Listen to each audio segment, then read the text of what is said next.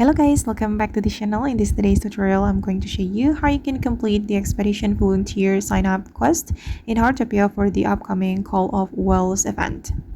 Okay, as you can see here guys, that we need to seek approval from the town residents. We need to collect 9 stamps and I've already collected them all, so I just need to talk to Atara. Once you collect all the stems, you can go to Atara and you can talk to him. Click on ready to go, this one. Click on this menu guys, and then you're going to submit this Expedition Volunteer application that you get from completing the Expedition Volunteer Quest.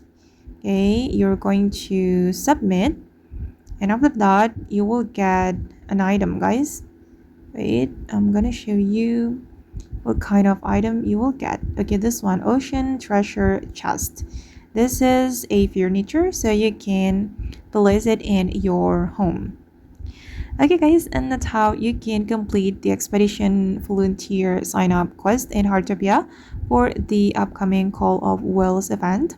I hope this video will be useful for you. Thank you so much for watching, and bye!